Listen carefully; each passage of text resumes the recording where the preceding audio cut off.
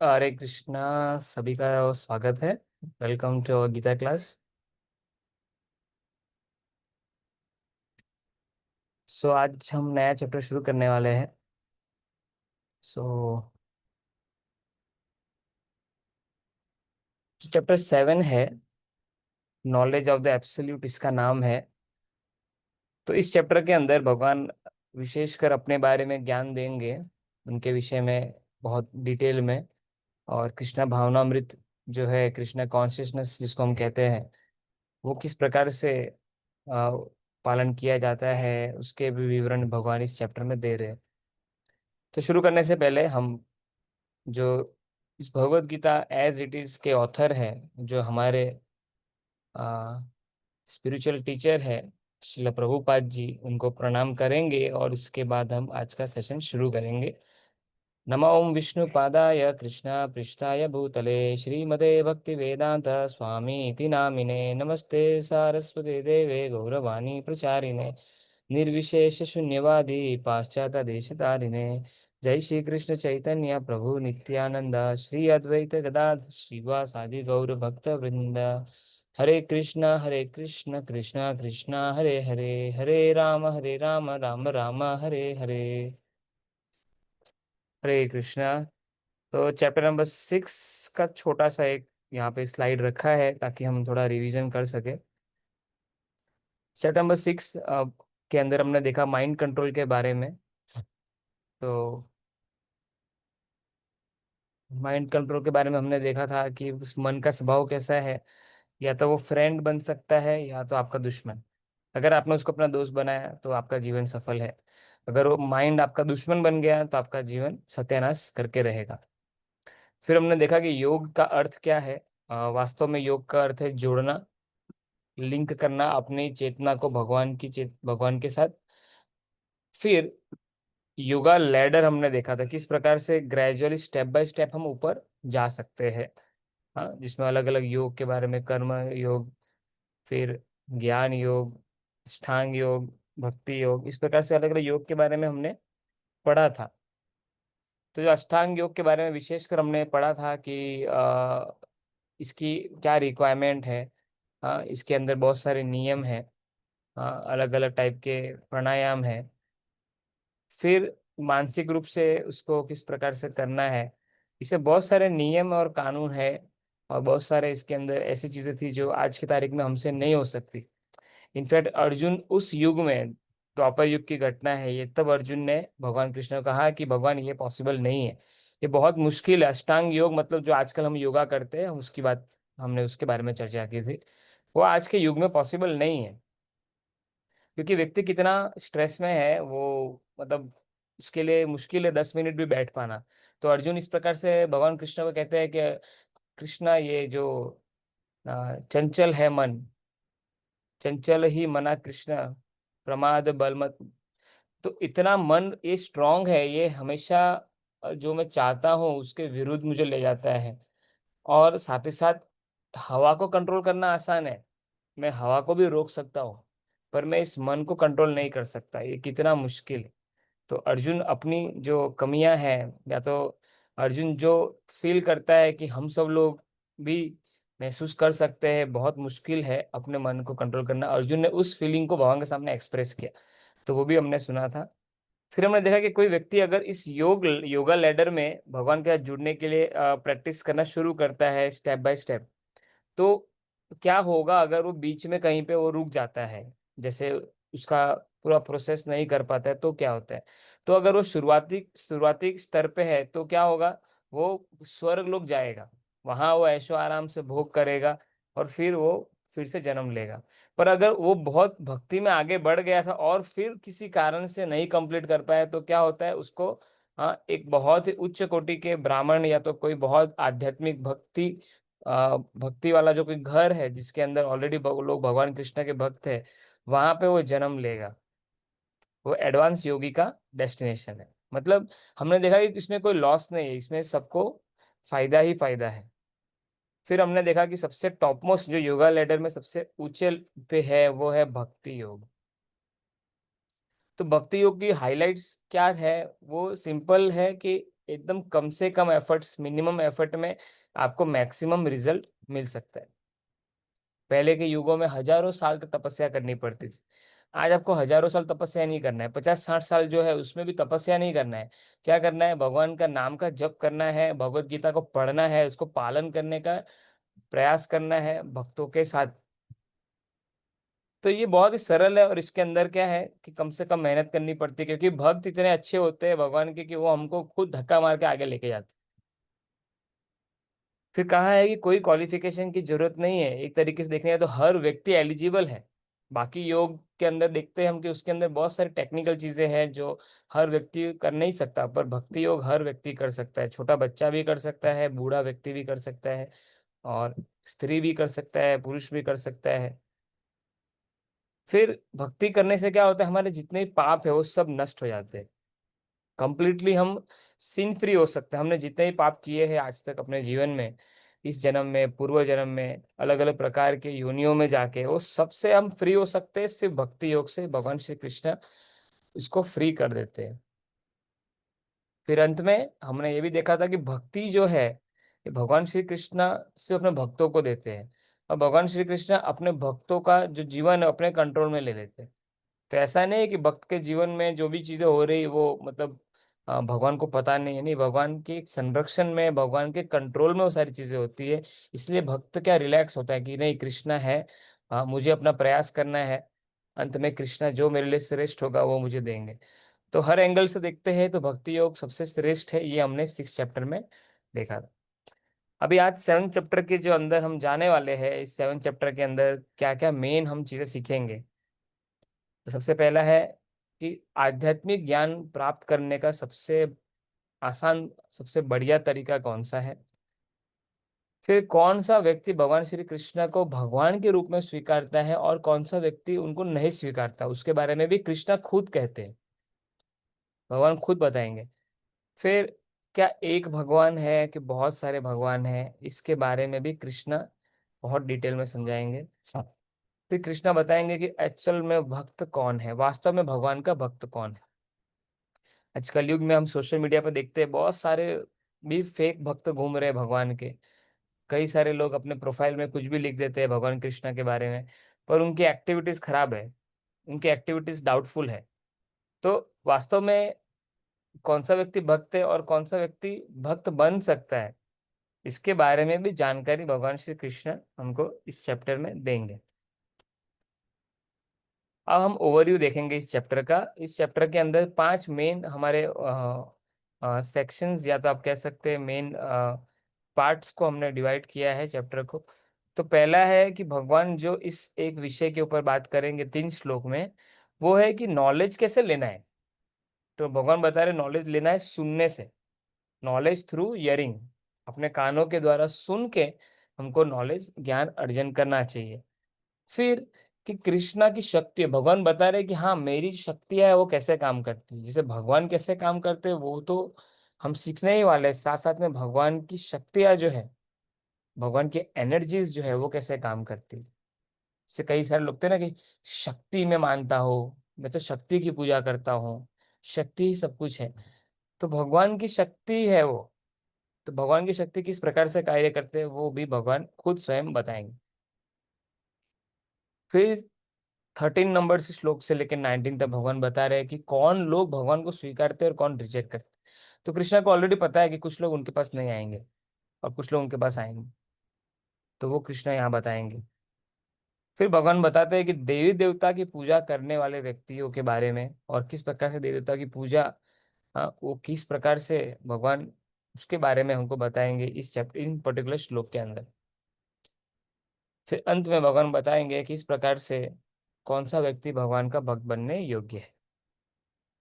तो ये हमारे इस चैप्टर के मूलभूत फाउंडेशन है, जिसको हमको इस चैप्टर से समझना है। अभी जस्ट सेकेंड।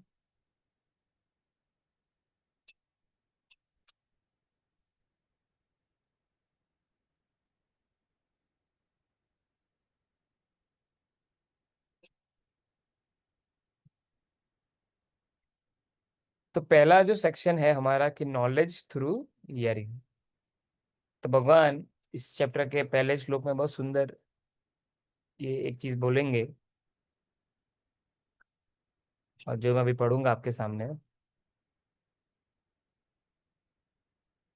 श्री भगवान वाच, मया सक्तमना पार्थ, योगम युञ्जन्मदाश्रयः, असंशयं समग्रमं, यथा ज्ञास ज्ञानस्यसि तच्छृणु। श्री भगवान वाचा, भगवान श्री कृष्ण ने कहा, अब सुनो हे पार्थ। सन ऑफ प्रथा मतलब पार्थ, अर्जुन। किस प्रकार से, how by practising yoga in full consciousness of me, किस प्रकार से योग का अभ्यास पूर्णतः मेरी भावनामृत में स्थित होकर, with mind attach to me, अपने मन को मुझ में आसक्त कर कर, you can know me in full, तुम मुझे पूर्णतः जान सकते हो, फ्री फ्रॉम डाउट, किसी भी संशय के बिना, कंप्लीटली पूरी तरह से। तो यहाँ पे बहुत इंपॉर्टेंट जो वर्ड आता है, कृष्णा कहते हैं सुनो, नाउ ईयर। मतलब भगवान कहना चाहते हैं कि सुनना बहुत आवश्यक है। तो ये चैप्टर नंबर 7 जो है, जैसे हमने ऑलरेडी आपको बताया, ये कृष्ण भावनामृत, किस प्रकार से हम कृष्णा के प्रति अपनी भावना को और बढ़ाए, और इस भावना का स्वभाव कैसा होता है, मतलब कोई व्यक्ति अगर कृष्ण भक्त है, कृष्ण भक्ति है उसके अंदर, तो किस प्रकार का स्वभाव रखता है, उसके बारे में कृष्णा यहाँ विशेष रूप से बताएं। कृष्णा के अंदर पूरी शक्तियां भरी हुई है, और कृष्णा किस प्रकार से अपनी शक्तियों से कार्य करते हैं, वो भगवान इस विषय, इस चैप्टर के अंदर खास बताने वाला।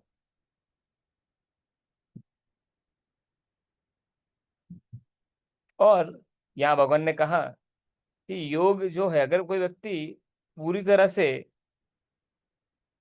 योग का अभ्यास करता है, भगवान के अंदर अपनी चेतना को स्थित करके पूरी तरह से, वो व्यक्ति भगवान को पूरी तरह से जान सकता है। तो आगे हम बहुत बार ये चर्चा कर चुके हैं कि आत्मा भगवान के बारे में डिफरेंस। और चैप्टर नंबर 6 के एंड में, जब हम लोग एंड में चैप्टर नंबर 6 को पढ़ रहे थे, तो हमने ये भी सीखा था कि अगर हम अपने मन को कृष्णा पे स्थित करेंगे, तो वो सबसे हाईएस्ट योग है, अपने मन को कृष्णा पे केंद्रित करना। और क्योंकि कृष्णा पे अपना मन लगेगा, तो हमको भगवान के बारे में पूरी जानकारी मिल जाएगी। ये हमने चैप्टर नंबर 6 में पढ़ा था। तो भगवान श्री कृष्ण का फुल और साइंटिफिक नॉलेज, हाँ, उसी व्यक्ति को मिल सकता है जिसकी चेतना, कॉन्शियसनेस भगवान के साथ है। उसी व्यक्ति को ये भगवान, ये दिव्य ज्ञान रिवील करते हैं, मतलब यही उसको समझ में आता है। और जब व्यक्ति पूरी तरह से कृष्ण कॉन्शियस हो जाता है, मतलब वो भगवान श्री कृष्ण को जान रहा है, उनकी नॉलेज को जान रहा है, तब क्या होता है, वो डाउट्स उसके जीवन से निकल जाते हैं और उससे ऊपर उठ जाता है। और हमने ये भी देखा, सारे अलग प्रकार के जो योग थे, वन बाय वन वो सब हमको भगवान श्री कृष्ण की तरफ ही लेके जाते हैं। तो ये तो हमने लास्ट चैप्टर में सब चीजें जान ली थी। तो यहाँ भगवान फिर से इस पे जोर दे रहे कि अगर तुम पूरी तरह से मेरे, अपनी चेतना को मेरे में लगाओगे, तो तुम मुझे पूरी तरह से जान सकते हो। तो अब कॉन्सेंट्रेशन, अभी ये चीज आती है कि भगवान पे चेतना को लगाना, सर ये कैसे हो, मतलब इस चीज को टेक्निकली कैसे करना है। तो कॉन्सेंट्रेशन जो अपने मन का है, भगवान श्री कृष्ण पे संभव है। और इसके लिए 9 टाइप के अलग अलग प्रोसेस बताए गए। तो ये 9 टाइप के प्रोसेस जो है, ये हमने बहुत बार चर्चा की है। हाँ। और इस ये अलग अलग पुराणों में इसके बारे में बताया गया, भागवत पुराण में भी है। तो उसके अंदर श्रवणम, कीर्तनम, विष्णु स्मरणम, पाद सेवनम, अर्चनम, वंदनम, दास्यम, सख्यम, आत्मनिवेदनम, इस प्रकार 9 टाइप के अलग अलग प्रोसेस है भक्ति मार्ग के, भक्ति में सेवा करने के भगवान का। तो उसमें सबसे पहला जो प्रोसेस है वो है श्रवण। श्रवण का अर्थ है सुनना, भगवान के बारे में सुनना। तो यहाँ पे भगवान अर्जुन को क्या कह रहे, तच्छृणु, मतलब मेरे से सुनो अर्जुन। अब भगवान जब बोल रहे हैं कि अर्जुन मेरे से सुनो, तो भगवान से बड़ा कोई व्यक्ति है?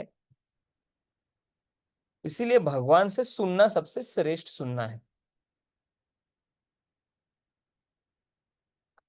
इसलिए जब कोई व्यक्ति भगवान से सुनता है, उस व्यक्ति को डायरेक्टली कृष्णा का ज्ञान मिल रहा है, भगवान का, और वो परफेक्ट कृष्णा कॉन्शियस पर्सन बन सकता है। इसीलिए हमको डायरेक्ट कृष्णा से सुनना चाहिए, या फिर हमको भगवान के शुद्ध भक्तों से सुनना चाहिए, ना ही किसी ऐसे व्यक्ति से जो शायद दिखावा कर रहा है कि मैं भक्त हूं भगवान का, तो वास्तव में उसके अंदर कोई भक्ति नहीं है। सिर्फ वो ज्ञान लेके बैठा हुआ है, हो सकता है सब श्लोक जानता हो, पर उसको भगवान के लिए कोई प्रेम नहीं है, ना वो भगवान को सुप्रीम मानता है। ऐसे बहुत सारे लोग सोशल मीडिया पे है। आज कलयुग के अंदर बहुत सारे सो कॉल्ड गुरु बन के घूम रहे हैं, जो क्या सोचते हैं कि हमने ये कर लिया वो कर लिया, और थोड़ा बहुत यूट्यूब के ऊपर मार्केटिंग करके वो अपने फॉलोअर्स को बहका देते। तो बीच में एक ऐसे आईआईटी बाबा करके आए थे, बहुत फेमस हो गए कुंभ मेला में। तब देखिए आईआईटी करके आया, इस सोच के लोगों को क्या लग रहा है कि वो एक अच्छा भक्त है और भगवान के बारे में ज्ञान दे सकता है, तो बाद में पता चला वो नशा करता है, ये करता है वो करता है, और लोग उससे भी ज्ञान ले रहे। तब समझिए कि कोई व्यक्ति कितना भ्रमित हो सकता है। इसलिए भगवान से डायरेक्ट सुनना और भगवान के शुद्ध भक्तों से सुनना ही आवश्यक है हमारे सेफ्टी। तो भगवान यहाँ सबसे पहले इस पॉइंट को हाईलाइट कर रहे हैं कि अर्जुन सुनो, मेरे से सुनो, नाउ हियर फ्रॉम मी। और श्रीमद् भागवतम, एक्चुअली हम तो भगवत गीता पढ़ रहे हैं, पर श्रीमद् भागवतम के अंदर भी प्रोसेस बताया है किस प्रकार से हम कृष्णा को और डिटेल में जान सकते हैं। ये पहले स्कंद में आता है श्रीमद् भागवतम के, श्रवतम सत स्वकथा कृष्णा पुण्य श्रवण कीर्तना हृदय अंतस्थो ही अभद्रानी विधुनोति सुरत सतम। तो भगवान के बारे में वैदिक शास्त्रों से सुनना, पढ़ना, उनसे डायरेक्ट सुनना, भगवत गीता सुनना पढ़ना, ये ही सही कार्य है। और जो व्यक्ति भगवान श्री कृष्ण के बारे में सुनता है, तो भगवान श्री कृष्ण जो हमारे हृदय में ही बैठे हुए हैं, हाँ, वो हमारे वेल विशर और फ्रेंड भी है। वो क्या करते हैं, अंदर से हमारा शुद्धिकरण शुरू करते हैं। तो आप लोग सोचते होंगे कि प्रभु जी हमको कहते थे कि चैंटिंग करो, ये करो, हमने चैंटिंग शुरू किया, धीरे धीरे हमने देखा कि हमारी सब बुरी चीजें नष्ट हो रही है, हमारे अंदर जो बुरी आदतें थे वो जा रही है, जो कमियां थी वो जा रही है। वो कैसे होता है, तो उसका फॉर्मूला यहाँ बताया है। जैसे हम कृष्णा के बारे में सुनते हैं, तो कृष्णा हमारे हृदय में बैठे हैं, धीरे धीरे वहां से वो अपना कार्य शुरू करते हैं शुद्ध करने का भक्त को। क्यों शुद्ध कर रहे हैं भगवान? क्योंकि आप कॉन्स्टेंटली भगवान के बारे में सुनने में इंटरेस्टेड हो, तो सुनने पे बहुत जोर दिया गया है। इस तरह से क्या होता है, सुनने से क्या होता है, भक्त के अंदर भगवान के बारे में जानने की और इच्छा बढ़ती है। और जिस तरह व्यक्ति भगवान के बारे में और सुनता है, भागवतम से सुनता है, भक्तों से सुनता है, धीरे धीरे उसका विश्वास भक्ति पे बढ़ता है। और जब वो व्यक्ति भक्ति में जीवन में जुड़ता है, तो क्या होता है, वो तमोगुण रजोगुण से ऊपर आ जाता है, उसके अंदर जो भी दुर्गुण है वो सब धीरे धीरे नष्ट होना शुरू हो जाते हैं। कि दुर्गुण कहाँ से आते हैं, ये अलग अलग जो गुण है, रजोगुण तमोगुण के, हम जब उसको पकड़ लेते हैं रजोगुण और तमोगुण को, तो हमारे अंदर दुर्गुण आ जाते हैं। जैसे लस्ट आ जाता है, काम क्रोध लोभ मोह मत्सर, ये सब धीरे धीरे कम हो जाता है। और जब ये सारी चीजें, जब ये दुर्गुण हमारे हृदय से निकल जाते हैं, तो क्या होता है, वो व्यक्ति परफेक्ट भक्ति में स्टेडी हो जाता है। मतलब अब वो फिक्स हो गया, अब वो धीरे धीरे प्योर गुडनेस में जाएगा और धीरे धीरे भक्ति में आगे बढ़ेगा, और भगवान के ज्ञान को पूरी तरह से समझेगा। ये पूरा जो कितना सिस्टमैटिकली एक्सप्लेन किया है भगवान ने। इसलिए भक्ति योग क्या है, वो जो हमारा मटेरियल वर्ल्ड का जो अट्रैक्शन है, जो ये फेक अट्रैक्शन फेक चीज से हमारा है, इसकी जो गांठ है, इसको तोड़ देता है भक्ति योग। और एक व्यक्ति को क्या करता है, उसको उठाता है, उसको भक्ति के माध्यम से उसको उठाता है, तो वो इन सारे गुणों से ऊपर उठ के भगवान को समझ सकता है। इसीलिए भगवान यहाँ कहते हैं, और हम भी इस चीज को रिपीट कर रहे हैं, कि only by hearing from Krishna, भगवान से डायरेक्ट सुनना या उनके भक्तों से सुनना, जो कृष्णा भावनामृत है, तो वही व्यक्ति कृष्णा को समझ सकता है। तो कृष्णा को जानने के लिए आपके पास दो ही रास्ते हैं। पहला, कृष्णा स्वयं, जो अपने भगवान ने खुद गीता में अपना मुख से ज्ञान दिया वो, और दूसरा भगवान के भक्तों के द्वारा जो खुद कृष्णा भावनामृत में है, वो हमको ज्ञान दे सकते हैं। तो यहाँ पे कृष्णा शुरू ऐसे कर रहे हैं, ओ अर्जुन, ओ सन ऑफ प्रथा, हे पार्थ, प्रथा के पुत्र, मुझसे सुनो। तो अभी ज्ञान अर्जन करने के सबसे इम्पोर्टेंट हमने जो स्टेप सीखा वो है सुनना। तो ज्ञान हम सुनने से अर्जन कर सकते हैं। यहाँ पे जो फोटो मैंने लगाया है, यहाँ पे शिला प्रभुपाद जी बैठे हैं और उनके गुरु जी बैठे। तो प्रभुपाद जी जब बैठते थे सुनने के लिए क्लास में, जैसे हम यहाँ क्लास करते हैं 50 मिनट्स का कभी होता है, प्रभुपाद जी 3-4 घंटा लगातार बैठ के सुनते थे। बाकी सब लोग चले जाते थे, लास्ट में प्रभुपाद जी बैठे रहते। तो उनके गुरु प्रभुपाद जी को कहते थे कि आपको सुनने में बहुत रुचि है। वही प्रभुपाद जी भविष्य में जाके पूरे विश्व में भगवान श्री कृष्ण की भक्ति का प्रचार कर पाए। क्यों?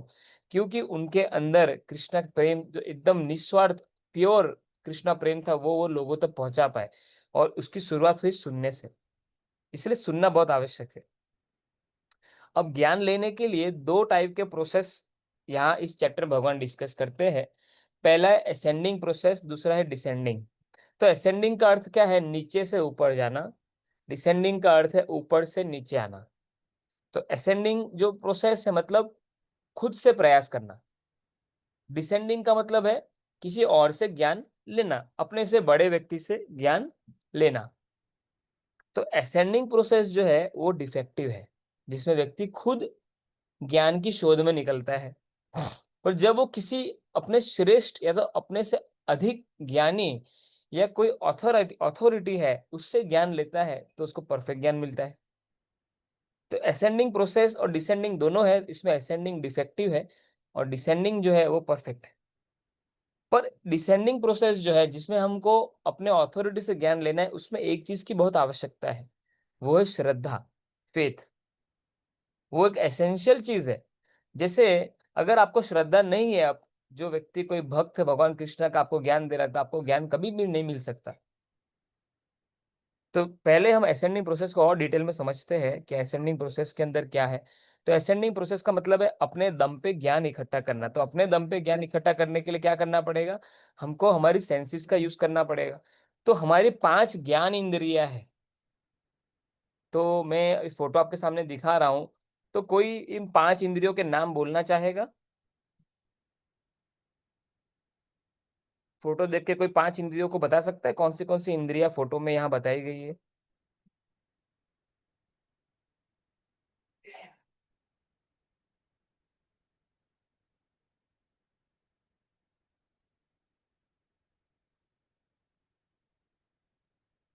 हरे कृष्णा प्रभु जी। हरे कृष्ण विनय प्रभु, बताइए। आ, आँख है, नाक है, जीभ है, कान है, और हाथ है, और अच्छा। बुद्धि है हमारी। Thank you so much. चलिए, बिनोय जी को दिख रहा है फोटो क्लियर, इतना तो मुझे कंफर्म हो गया। आ, सर ने कहा, कौशिक सर कह रहे स्किन। अच्छा, जो हाथ जो है वो एक्चुअली स्पर्श, टच, टच को सिग्निफाई कर रहा है। तो अभी मैं बताऊंगा आपको कि ये अलग अलग सेंसेस से हम किस प्रकार का ज्ञान अर्जन करते हैं। आंखों से हम देख के ऑब्जेक्ट के बारे में ज्ञान लेते हैं। नाक से हम सूंघ के किसी विषय के बारे में ज्ञान लेते हैं। अ, जीभा जो है हमारी, उससे हम स्वाद के रूप में किसी चीज के बारे में ज्ञान लेते हैं। कान मतलब सुन के ज्ञान लेते हैं। और स्पर्श से हमको पता चलता है कोई वस्तु कैसी है। इस प्रकार से इन 5 इंद्रियों से हम ज्ञान लेते हैं और ये ज्ञान हमारे बुद्धि में जाता है और उसके बेस पे हम आगे का कार्य करते हैं या निर्णय लेते हैं। अब समस्या क्या है असेंडिंग प्रोसेस में, जिसमें हम अपने इंद्रियों का इस्तेमाल करते हैं, इन 5 ज्ञान इंद्रियों का। पहले तो ये इम्परफेक्ट है। हमारे जो सेंसेस है ये सब इम्परफेक्ट है। अब कोई बताना चाहेगा कि इम्परफेक्ट कैसे है? किसी के मन में कोई उदाहरण है कि किस प्रकार से हमारी इंद्रियां इम्परफेक्ट है, मतलब इनमें कमियां हैं? आप में से कोई बता सकता है कोई एक कमी? हमारे इन 5 इंद्रियों की, अलग अलग इंद्रियों की अलग अलग कमियां हैं, पर किसी एक इंद्रियों का भी आप बता सकते हैं।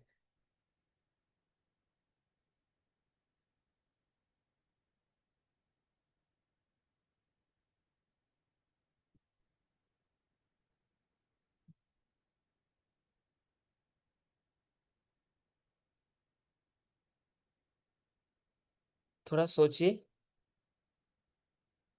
हमारे पास ये इंद्रियां है, सबके पास।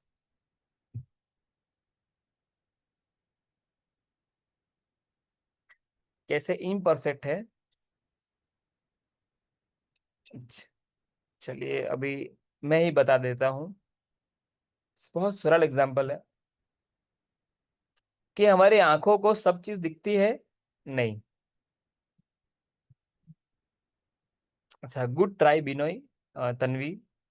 बट दूसरा, इसका आंसर उत्तर दूसरा है कि आंखों से हमको, हम सोचते हैं, असेंडिंग प्रोसेस जो फॉलो करते हैं वो लोग क्या बोलते हैं कि भगवान हमको दिखाओ, हमको भगवान दिखना चाहिए। तो सवाल उठता है कि भगवान को देखने के लिए आंखें चाहिए, क्या हमारी आंखें इतनी पावरफुल, इतनी परफेक्ट है कि वो भगवान को देख सकती है? तो मैं आपको बताता हूँ मेरी आंखों की कमी क्या है। जैसे सबसे पहले देखिए, मेरे आंखों में चश्मा लगा, अभी चश्मा निकाल दूंगा तो मुझे दिखना कम हो जाएगा। ऐसे आप लोगों में से कितने लोग चश्मा पहनते होंगे, उनको भी दिखता नहीं होगा। दूसरा है, चलो आंख में चश्मा लगा दिया, दिख भी रहा है, पर फिर भी ऐसी चीजें हैं बहुत सारी जो हमको दिखती नहीं। जैसे हवा हमको नहीं दिखती, हमको अलग अलग इलेक्ट्रोमैग्नेटिक वेव, जैसे मैं अभी आपसे बात कर रहा हूँ जूम इंटरनेट के थ्रू, तो क्या आपको ये इलेक्ट्रोमैग्नेटिक वेव्स दिख रहा है? क्या यहाँ पे कोई ऐसा स्टूडेंट है जिसको दिख रहा है इलेक्ट्रोमैग्नेटिक वेव्स? तो प्लीज रेज योर हैंड। किसी को दिख रहा है इलेक्ट्रोमैग्नेटिक वेव्स हमारे आसपास किस तरह से घूम रहा है? नहीं दिखता। तो हमारी परफेक्ट कैसे हुई सेंसिस? सेंसिस की लिमिटेशन है। अभी दूसरी कानों की बात करता हूँ। तो कान की लिमिटेशन क्या है? तो ये मैंने हमने साइंस में पढ़ा था, और जब हम रिसर्च करते तो पता चला कि हमारे कानों की एक लिमिटेशन है, 20 हर्ट्ज से लेके 20,000 हर्ट्ज, इसके बीच के अंदर जो साउंड वेव्स होता है उसी को हम सुन सकते हैं। 20 से कम जाओगे तो सुनाई नहीं देगा, और 20,000 के ऊपर जाओगे तो सुनाई नहीं देगा। इसलिए एक डॉग विसल आती है, डॉग विसल, जिसको आप बजाओगे ना सिर्फ कुत्तों को सुनाई देती है, वो इंसान को नहीं सुनाई देती। फिर जीबा की बात करूं, जीबा की बात बस बहुत, जीबा का बहुत इंटरेस्टिंग है। अभी आपने मिठाई खा ली, गुलाब जामुन, उसके बाद आप, उसके बाद आप खाओ संतरा। कभी ट्राई किया आपने ऐसा? ऐसे ऑपोजिट फूड तो नहीं खाने चाहिए, पर उदाहरण बता रहा हूं आपको कि अगर कोई व्यक्ति पहले गुलाब जामुन खाए फिर संतरा खाएगा, तो संतरा उसको मीठा लगेगा या खट्टा लगेगा? कोई बताएगा आंसर क्या हो सकता है?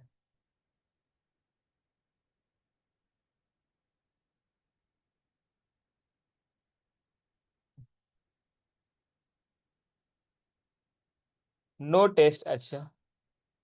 अच्छा, किसी के घर गुलाब जामुन बनाए आज तो आप खा के ट्राई कर सकते हो। एक्चुअली गुलाब जामुन खाने के बाद जब संतरा खाओगे ना, आपको संतरा खट्टा नहीं लगेगा, उसकी मिठास भी महसूस नहीं होगी, आपको अजीब ही टेस्ट आएगा। तो आपकी जो ये टंग है, जीभा है, वो आपको कंफ्यूज कर देगी।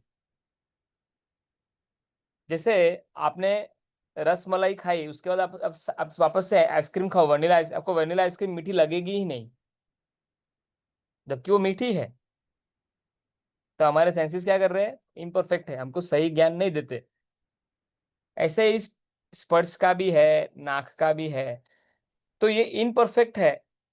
दूसरा, सब्जेक्ट टू इल्यूजन, जो जैसे मैंने आपको बताया है कि इल्यूजन क्रिएट कर देता है।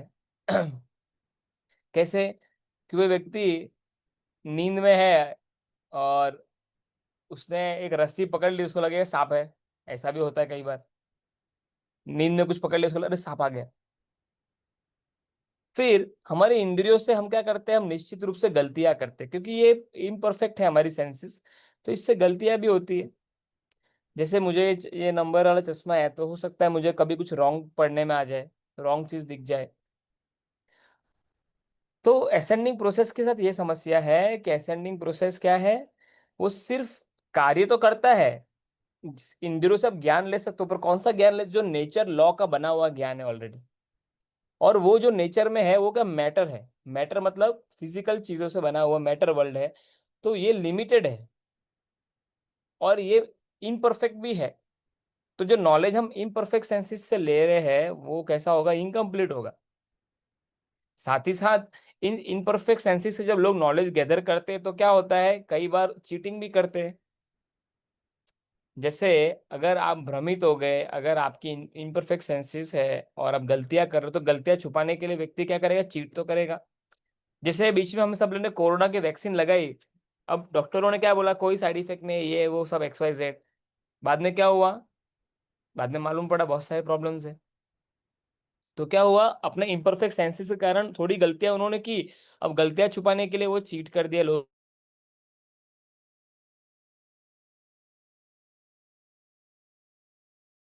करते हैं, झूठ करते हैं, कई बार दवा का साइड इफेक्ट छुपाते हैं। तो मतलब क्या है, चीटिंग टेंडेंसी हर उस व्यक्ति में है जो मटेरियल नॉलेज लेके बैठा है,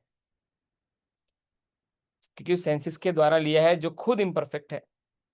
पर जो सोल एंड सुपर सोल का नॉलेज है, ये कैसा है, ये मैटर नहीं है, ये सुपर मटेरियल है। हाँ, ये मेटाफिजिकल वर्ल्ड के ऊपर है, ये आध्यात्मिक है। आत्मा और परमात्मा भगवान, ये दोनों मटेरियल वर्ल्ड के नहीं है, और ये हमारी इंद्रियों के रीच से भी बाहर है।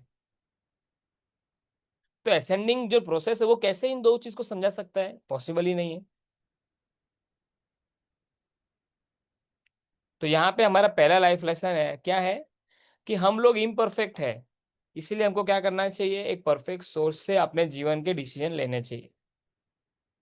क्या आप में से कोई व्यक्ति अपने करियर की एडवाइस लेना होगा तो कोई पान पे गल्ले पे जो कोई बैठता है उससे आप एडवाइस लोगे? कोई भी नहीं लेगा। क्या टीवी में कोई भी कुछ भी बोल रहा है उसके बेस पे हम अपने करियर का डिसीजन लेंगे? नहीं, हम किसी नॉलेजेबल पर्सन से, जो ऑलरेडी एक अथॉरिटी है, जो परफेक्टली उस चीज को जानता है, उससे ज्ञान लें। इसी प्रकार से आध्यात्मिक ज्ञान भी लेना चाहिए तो हमको परफेक्ट व्यक्ति से लेना चाहिए। तो कृष्णा और कृष्णा के भक्त जो है, वो परफेक्ट सोर्स है, उन्हीं के पास से हमको डिसीजन ले, हमको नॉलेज लेना चाहिए। और अपने जीवन में भी सही डिसीजन लेने के लिए हमको सही व्यक्ति को पूछना चाहिए। कोई व्यक्ति शराबी को पूछेगा कि भाई मुझे शराब छोड़नी है, तो शराबी क्या बोलेगा, वो तो ऐसा बता ही नहीं पाएगा। तो भौतिक जगत में सब लोग इम्परफेक्ट और अपने अपने ये दुर्गुण लेके बैठे हैं, उनसे हम पूछते हैं कि भाई हमको बेटर पर्सन बनना है, तो वो कैसे गाइड कर सकते हैं। कई बार टीचरों को बच्चे पूछते हैं कि सर मेरे को एडिक्शन है, मैं कैसे मेरा एडिक्शन छोड़ूं। अब बच्चे को क्या पता कि वो टीचर भी खुद कई चीजों में पड़ा हुआ है, इसलिए वो भी हेल्प नहीं कर पाते। मैंने बहुत सारे मेरे साथ स्कूल में पढ़ाते टीचर, वो अपने चैलेंजेस बताते हैं। तो कहीं ना कहीं हम सब इम्परफेक्ट है, पर हम एक परफेक्ट सोर्स से तो नॉलेज ले सकते हैं। वो परफेक्ट सोर्स है भगवत गीता। तो भगवत गीता से नॉलेज लेते ही हम इम्परफेक्ट है, पर फिर हम परफेक्ट बन सकते हैं, क्योंकि हमने परफेक्ट व्यक्ति का संग किया या परफेक्ट व्यक्ति से ज्ञान लिया। तो भगवान जो है ना, वो भगवान कृष्ण और उनके जितने भी अवतार है, ये सारे अवतार, कोई भी इम्परफेक्शन उनके अंदर नहीं है, वो फ्री है इम्परफेक्शन से, इसलिए भगवान से हमको ज्ञान लेना चाहिए।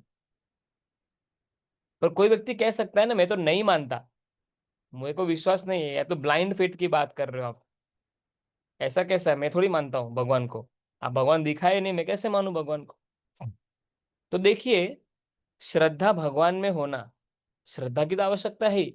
तो श्रद्धा जो है, व्यक्ति कितनी सारी जगह पे ऑलरेडी तो लगा रहा है।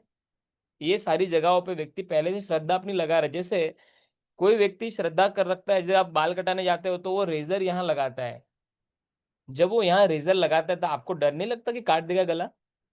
काट सकता है ना चाहे तो। और हमको क्या है, हमको फेथ है कि ये नहीं काटेगा, ये अच्छे से क्लीन शेव करेगा। अब आप बस में बैठते हो तो आपको श्रद्धा है कि बस वाला सही जगह पे लेके जाएगा। और आप किसी ब्रिज से जाते हो तो आपको आपको हमेशा डर लगता होगा ना, अरे क्या हुआ, गिर गया तो, बीच में ब्रिज एक गिर गया। तो क्या है कि हमको श्रद्धा यहाँ नहीं, नहीं कुछ नहीं, गलत नहीं हो, चलो बैठो शांति से सो जाओ। रात को हम आते हैं तो हम गाड़ी में सो जाते हैं, सोचते हैं कि हम सही सलामत पहुंच जाएंगे। मतलब हमारी श्रद्धा कहीं तो है। हमारी श्रद्धा डॉक्टरों में भी है। हम डॉक्टर को जानते भी नहीं बचपन से, फिर भी हम उस पर विश्वास करते हैं, चल ठीक है आप मेरे ऑपरेशन कर दो। और अपने जीवन को डॉक्टर के ऊपर समर्पित कर देते हैं, है कि नहीं? अब हम सब डॉक्टर के पास गए, सबने ऑपरेशन भी किए होंगे, देखे भी होंगे किसी ना किसी के। तो हमारी कितनी श्रद्धा होती है डॉक्टर के ऊपर, डॉक्टर साइन भी कराता है, कुछ भी हुआ तो मैं रिस्पॉन्सिबल है, फिर भी हम पे उस पर फेथ होता है कि नहीं ये अच्छा करेगा करके। तो श्रद्धा तो हम हर जगह लगा रहे हैं। फिर दवाओं में, हम दवा खाते हैं तो हमको फेथ होता है कि हाँ ये दवा खाऊंगा ठीक हो जाऊंगा। उसके अंदर क्या है, क्या सच में वो चीज डाली है कि वो हमको पता ही नहीं है। वेरीफाई भी हम नहीं कर, पर हमको श्रद्धा है, हाँ गवर्नमेंट ने वेरीफाई किया होगा। हाँ हमको श्रद्धा है कि हाँ दुकान वाला गलत नहीं देगा। तो कई सारी जगहों पे श्रद्धा है, तो भगवान में श्रद्धा लगाने में हमको क्यों इतना संकोच है? तो यहाँ पे भी एक लाइफ लेसन आपको बताना चाहूंगा कि फिर से जो श्रद्धा है, nurture back the faith in scriptures. हमको श्रद्धा सब चीजों पे है, तो फिर से शास्त्रों पे श्रद्धा क्यों नहीं हम डाल रहे? तो हमको फिर से यही फेथ शास्त्रों पे भी लगाना चाहिए। क्योंकि हमारा जो फेथ है ना, ये क्या हुआ, ये सालों साल, सैकड़ों साल से इतना शोषण हुआ भारत में। अंग्रेज आए, मुगल आए, इन्होंने इतना सारा मतलब हमारे कल्चर को डिस्ट्रॉय कर दिया, एक्सप्लॉइटेशन किया, इतना उसको ऐसा कर दिया कि आज हमको हमारे स्क्रिप्चर्स पे ही फेथ नहीं। इनफैक्ट हमको तो ये सिखाया जाता है स्कूल में कि रामायण और महाभारत तो माइथोलॉजी है, मतलब ये सब तो काल्पनिक है, ये कभी हुआ ही नहीं है। और कई सारे लोग इसको मानते हैं।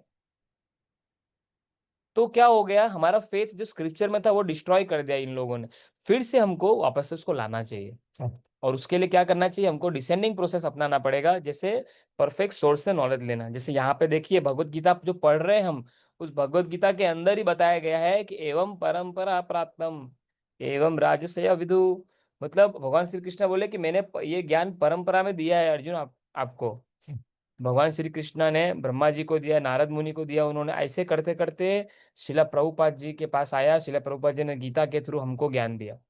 तो हम लोग एक ऑथोरिटी से सीख रहे हैं, परफेक्ट सोर्स कृष्णा उनके शुद्ध भक्तों से सुनते, इसमें कोई भी इम्परफेक्शन नहीं है।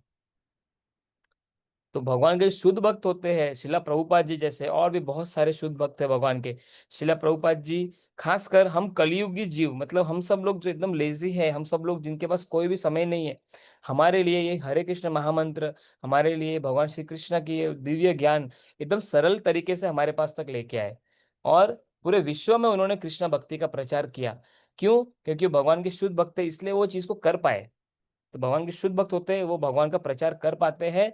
और उन लोगों तक ज्ञान लेके गए जिनको एबीसीडी भी नहीं पता, भगवान कौन है वो नहीं पता, उनको ये भी नहीं पता कि नहाते कैसे है, साफ कैसे रहते, उन जैसे लोगों को शुद्ध वैष्णव, शुद्ध ब्राह्मण बना दिया। हाँ।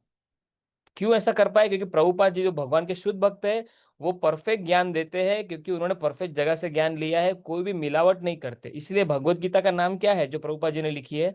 Bhagavad Gita as it is, Bhagavad Gita यथारूप, जैसे कृष्णा ने बोली ऐसी सुनाई, इसीलिए सक्सेसफुल हुई। नहीं तो अमेरिका में बहुत सारे लोग गए थे, बहुत सारे लोग अमेरिका प्रचार करने गए, पर वो प्रचार नहीं कर पाए, क्योंकि थोड़ा थोड़ा सब में होता है इम्प्योरिटीज। जिसे आपको बताना चाहूंगा कि बहुत सारे साधु भी अमेरिका गए इंडिया से, पर कभी भी भगवान के भक्त नहीं बना पाए। प्रभुपाद जी इसलिए सक्सेसफुल हुए क्योंकि वो शुद्ध भक्त थे, और भगवान का मैसेज बिना तोड़ मोड़ के, बिना कोई एडल्ट्रेशन के, बिना मिलावट के भगवान का ज्ञान उन्होंने दिया। और सामने के लोगों ने सुना भी अच्छी तरह से। इसलिए सुनना बहुत जरूरी है। वो लोग को प्रभुपाद जी पे फेथ था, क्योंकि प्रभुपाद जी भगवान के शुद्ध भक्त थे। तो जैसे हमारा भी फेथ गीता के ऊपर होगा, भगवान के ऊपर होगा, प्रभुपाद जी के ऊपर होगा, प्रभुपाद जी जैसे शुद्ध भक्तों पे होगा, या तो प्रभुपाद जी के जो फॉलोअर्स है उन पे होगा, जो कृष्णा के भक्त है, तो हम भी ये परफेक्ट नॉलेज को ले सकते हैं और अपने जीवन को परफेक्ट कर सकते हैं। तो यहाँ पे आज हम मैं एंड करूंगा, और लंबा नहीं करेंगे, ऑलरेडी टाइम हो चुका है। तो फर्स्ट सेक्शन यहाँ पे एंड होता है कि ज्ञान कैसे अर्जन करना है, सुनने से। और किससे सुनना है वो हमने आज अच्छे से समझा है। तो आशा करते हैं आपको पता चला किस प्रकार से ज्ञान दो तरीके से अर्जन किया जाता है, और परफेक्ट तरीका कौन सा है वो भी आपने ध्यान में लिया होगा। तो किसी का कोई डाउट है अगर आज इस पर्टिकुलर टॉपिक के विषय में, तो आप अभी पूछ सकते हो, 2 मिनट हम उसके लिए डेडिकेट कर सकते हैं।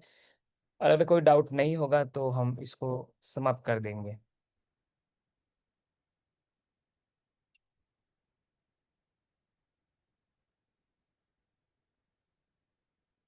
आप लोग अपनी अपनी जो भगवत गीता है यथारूप है उसमें से खोलोगे ना आप, तो फर्स्ट चैप्टर शुरू होने से पहले वो पूरा डिसिप्लिन का चेन आता है, जिसमें पूरा लिस्ट दिया हुआ है कि भगवान का जो ये दिव्य ज्ञान जो हम लोग ले रहे हैं भगवत गीता में, वो कहाँ से, किस प्रकार से हमारे तक पहुंच रहा है। वो जानना बहुत आवश्यक है, क्योंकि अगर हम प्रॉपर सोर्स से नॉलेज नहीं लेंगे तो हमारा इम्परफेक्ट नॉलेज हो सकता है, और वो फिर आगे जाके हमको बहुत समस्या दे सकता है। मैं आपको अभी शेयर करता हूँ, 1 मिनट, हाँ मैं आपको शेयर करके बताता हूँ, मेरे पास वो पेज ओपन है। हम्म, बस फिर हम क्लास पे एंड कर देंगे। ये गीता के अंदर ही है। एवं परंपरा प्राप्तम इमं राजस्यो विदु, भगवत गीता 4.2। तो जो Bhagavad Gita as it is है वो इस परंपरा में प्राप्त की गई है। पहले भगवान श्री कृष्णा, फिर ब्रह्मा जी, नारद जी, व्यासदेव जी, माधवा, पद्मनाभ, नरहरि, माधवा, अक्षोभय, जय तीर्थ, ज्ञान सिंधु, दयानिधि, विद्यानिधि, राजेंद्र, जय धर्म, पुरुषोत्तम, ब्राह्मण्य तीर्थ, व्यास तीर्थ, लक्ष्मीपति, माधवेंद्रपुरी, ईश्वरपुरी, चैतन्य महाप्रभु, रूप गोस्वामी, रघुनाथ गोस्वामी, जीव गोस्वामी, कविराज गोस्वामी, नरोत्तम दास, विश्वनाथ चक्रवर्ती ठाकुर, बलदेव जगन्नाथ दास बाबा जी, भक्ति विनोद ठाकुर जी, गौर किशोर दास बाबा जी, भक्ति सिद्धांत सरस्वती ठाकुर जी, जो प्रभुपाद के गुरु, और लास्ट में 32nd नंबर पे है प्रभुपाद जी। तो ये सीक्वेंस में आप देखिए ऑथेंटिक नॉलेज हमको मिल रहा है। या आप Bhagavad Gita as it is में पढ़ सकते हो। तो जो हम ज्ञान दे रहे हो परफेक्ट जगह से है। हमारे अंदर कमियां हो सकती है पर हमारा सोर्स परफेक्ट है। इसलिए हम इस चीज से हमेशा हम we should be always relax इस बात को सोच के कि हम सही जगह पे आए हैं। बस सही से ज्ञान लेना है, सुनना अच्छे से है, और जो हमको सिखाया गया है हमारे अथॉरिटियों के थ्रू, हमारे टीचरों के थ्रू, हमको उसको अच्छे से ईमानदारी से फॉलो करना है। आप चैंटिंग करिए रोज, भगवान के बारे में सुनिए रोज जितना हो सकता है, भगवान के बारे में बोलिए। बस इतना करने से आप शुद्ध हो जाएंगे अंदर से धीरे धीरे, और कृष्णा भक्ति का जो रियल प्रेम है वो आप अनुभव कर सकते हैं। तो हरे कृष्णा। श्रीला प्रभुपाद की जय, श्रीमद् भगवद गीता की जय। अभी हम मिलेंगे नेक्स्ट सैटरडे। और लास्ट चैप्टर का एंड में हमने क्विज नहीं किया, तो अभी हम ये क्विज करेंगे यहाँ पे इस चैप्टर का। तो वेनेसडे को क्विज आ जाएगा या तो फिर मंडे को क्विज आ जाएगा। तो प्लीज सब लोग क्विज भी अटेंड करिएगा और चेक करिएगा कितना आप समझ पाए। और कोई भी क्वेरी है तो हमेशा हम आप लोगों की सेवा में है। हाँ, शिला प्रभुपाद की जय। हरे कृष्णा।